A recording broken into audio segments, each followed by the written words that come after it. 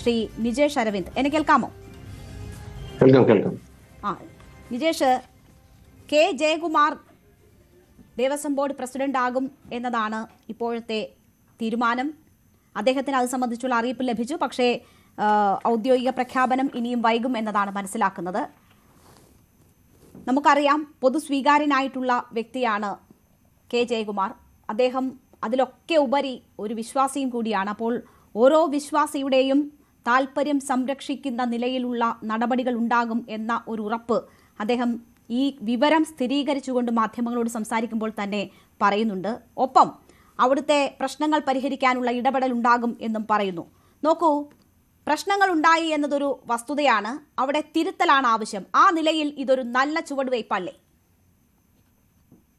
രേണുകയുടെ സംസാരത്തിൽ തന്നെ ഉത്തരമുണ്ട്. ഒന്ന്, ഇന്നലകളിൽ പ്രശ്നമുണ്ടായിരുന്നു, നാളെ അത് തിരുത്താൻ വേണ്ടി ഒരു ചെറിയ മാറ്റം ഞങ്ങൾ വരുത്തും. രണ്ട്, വിശ്വാസിയായ ജയകുമാർ വരുന്നു.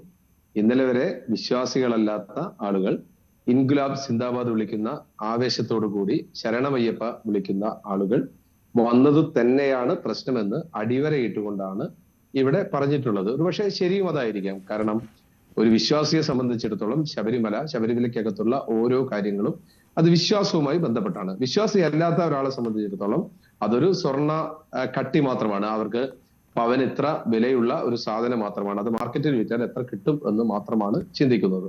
നിർഭാഗ്യവശാൽ കഴിഞ്ഞ കുറച്ചു കാലമായി ദേവസ്വം ബോർഡിൽ, കൃത്യമായി പറഞ്ഞാൽ 9.5 വർഷമായി ദേവസ്വം ബോർഡിനകത്ത് ഭരിച്ചുകൊണ്ടിരിക്കുന്ന ആളുകൾ, അവർക്ക് വിശ്വാസമല്ലായിരുന്നു പ്രശ്നം. അവർക്കത് ഓരോന്നും മെറ്റീരിയൽ ആയിരുന്നു.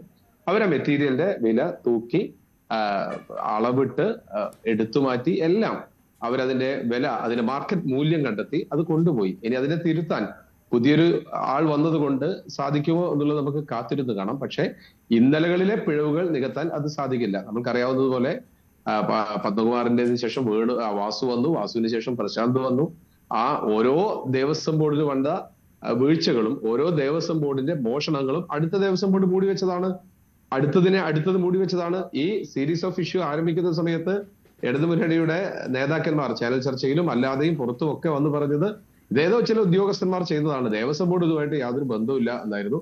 പക്ഷെ ഓരോ ദിവസമായി ദേവസ്വം ബോർഡിന് പ്രതിയായി 1-ാം പ്രതിയും 2-ാം പ്രതിയും 7-ാം പ്രതിയും ഒക്കെ പിടിക്കപ്പെട്ടു. 3-ാം പ്രതിയും 4-ാം പ്രതിയൊക്കെ സംരക്ഷിച്ചു നിർത്താൻ തൽക്കാലം സാധിച്ചുവെങ്കിലും അതില് ഓരോ ദേവസ്വം ബോർഡ് പ്രസിഡന്റിനെയും ഹൈക്കോടതി പേരിൽ ചൂണ്ടിക്കഴിഞ്ഞു. ദേവസ്വം ബോർഡിന്റെ മിനിറ്റ്സ് പിടിച്ച് ഹാജരാക്കാൻ ആവശ്യപ്പെട്ടു കഴിഞ്ഞു. അപ്പോൾ ഇതൊക്കെ ആയിട്ടും ഇപ്പോഴത്തെ ദേവസ്വം ബോർഡിന്റെ കാലാവധി നീട്ടിക്കൊടുക്കും അതായിരുന്നു കഴിഞ്ഞ കുറെ ദിവസമായി വാർത്തകൾ. ഞങ്ങൾക്കൊന്നും പേടിക്കാനില്ല, കൊണ്ടുപോയതിനേക്കാൾ കൂടുതൽ സ്വർണ്ണമാണ് ഞങ്ങൾ കൊണ്ടുവന്നിട്ടുള്ളത്, ഞങ്ങള് തുറന്ന പുസ്തകമാണ് എന്നൊക്കെ പറഞ്ഞപ്പോൾ തുറന്ന പുസ്തകമല്ല, അടഞ്ഞ പുസ്തകമാണ്. ആ അധ്യായം അടഞ്ഞു കഴിഞ്ഞു. ഇനി അധ്യായം ജയിലിലോ മറ്റോ തുറന്നോട്ടെ എന്ന് പറഞ്ഞുകൊണ്ട് തന്നെയാണ് ഇടതുമുന്നണി പുതിയ ഒരാളെ നിയമിക്കുന്നത് എങ്കിൽ അവിടെ കാണുന്നത്. അതുകൊണ്ട് ഓട്ടയടയ്ക്കാൻ സാധിക്കില്ല. ജയകുമാർ വന്നതിന് ശേഷമുള്ള കാര്യങ്ങൾ, അത് നമുക്ക് കാര്യങ്ങളിലേക്ക് പോകാം. പക്ഷെ ഇന്നലെ വരെയുള്ള ദേവസ്വം ബോർഡിനകത്തുള്ള മോഷണം, തട്ടിപ്പ്, കൊള്ള, ഇതൊക്കെ നിയമത്തിന്റെ മുന്നിൽ വന്നേ മതിയാകും. ഓരോരുത്തരെയായി പിടിച്ച് ദേവസ്വത്തിന് നഷ്ടപ്പെട്ടത് തിരിച്ചെടുക്കുകയും ക്രിമിനൽ കുറ്റം ചെയ്ത ആളുകളെ നിയമത്തിന് മുന്നിൽ കൊണ്ടുവന്നേ മതിയാകൂ. അല്ലാതെ ഈ മുഖം ഇരിക്കിയത് കൊണ്ട്, പെയിന്റ് അടിച്ചത് കൊണ്ട് കാര്യമില്ല. ശരി, ശ്രീ രാഹുൽ ഈശ്വർ.